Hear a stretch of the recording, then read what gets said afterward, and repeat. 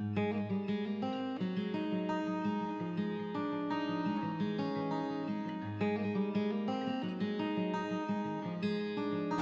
my name is Delcy Plouffe from A Life of Heritage. My husband came home one evening with a grin on his face. "Honey," he yelled across the house, "quick, come outside, I have a surprise for you." He does have a knack for surprises, I'll give him that. But I truly and really did not expect to find what I did. I mean, in heaven, I'll be a zookeeper. I do love animals that much, but I did not expect to find the cutest black pygmy goat I have ever seen. And we soon realized that they are not happy to be a single goat no matter what.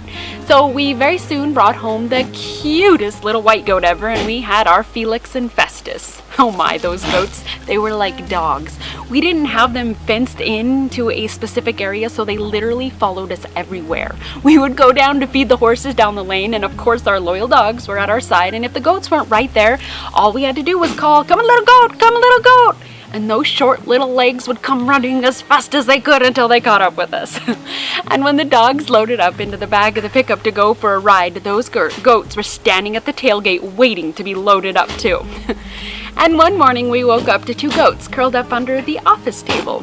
The front door had blown open in the night, and they had made their way in across the entire house and made themselves at home. They were smart enough to know that they would have to be completely silent and tiptoe or be found and kicked out. And when I found one of those lovely worthless wethers with a broken leg after being kicked by a horse, I immediately loaded him up and brought him to one of the vets that would actually put a cast on his leg. That guy hopped around with a cast and became a very expensive free goat. Those memories just make me laugh and feel nostalgic. And it's amazing to think that this has already been 10 years ago. Time goes by so quickly. And now I still own those two crazy goats, and I've expanded. I currently own 9 goats and am milking 4 does each day. I really feel like you are in for a treat if you are on the premise of getting a goat. Wait, I mean goats. But you really do need to be prepared. I probably wasn't as prepared as I should have been, and it did work out fairly well, but it would have done myself and those 2 pygmy goats good to have known a little more than I did when they came home. The first things you need to think about before you bring your goats home is fencing. Like I said, our goats were free-range goats, and amazingly it worked out pretty good. At that point I didn't have flower beds and grapevines and precious things and things planted that I didn't want them to eat, but they were very herd-bound to us, so they didn't wander off. But now I most definitely need a good fencing system set up, and you will too.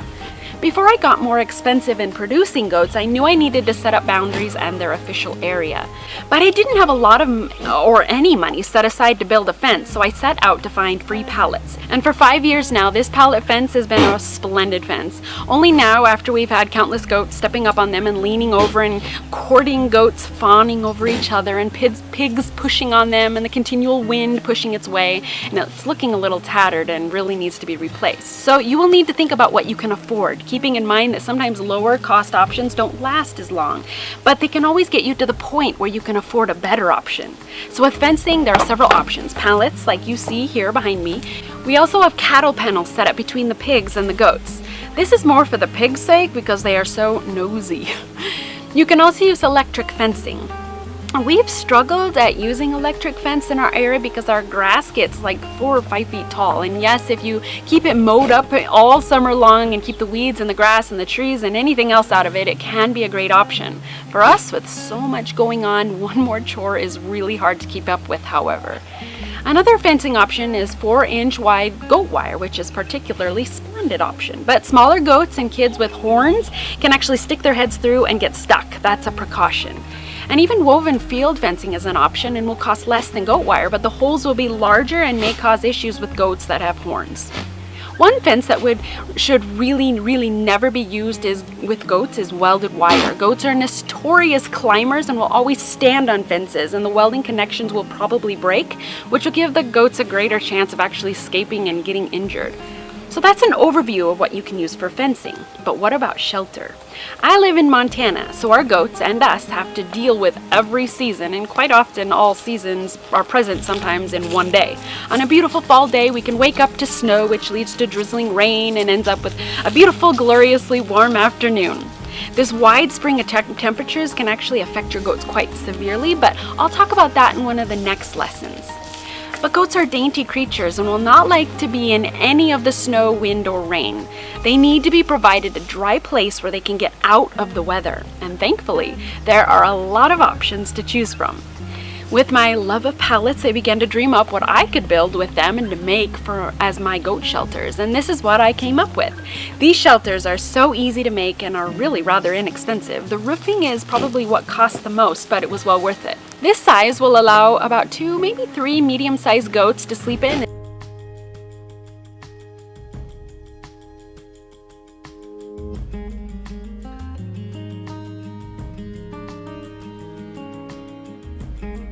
This one allows all 5 of our goats to sleep in and snuggle up to stay warm.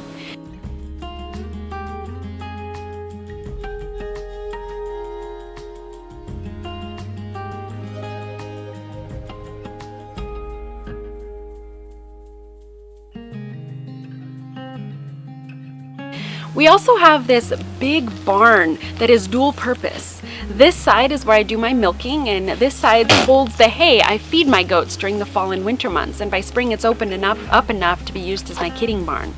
My Buck and Felix and Festus are down the lane in a little pen by the horse barn, and they can get out of the weather in the barn. So as you can see, there are lots of ideas. A dog house would be great for 2 Nigerian dwarf goats as well. A lean-to off of another barn is an option. You can use what you already have in place, or you can really easily build a shelter for your goats. I'll link the instructions for the shelters I built below this video for you to check out. And then bedding is the last order of business we'll talk about now. Bedding is important. It keeps them warm, it keeps them dry, and keeps them out of the mud and the wet of the ground. It also helps soak up their urine because goats love to poop right in the middle of their new bedding.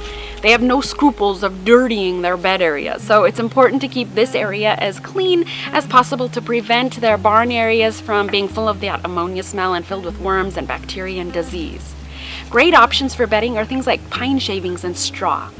I hope it feels a little less daunting thinking about getting goats after this.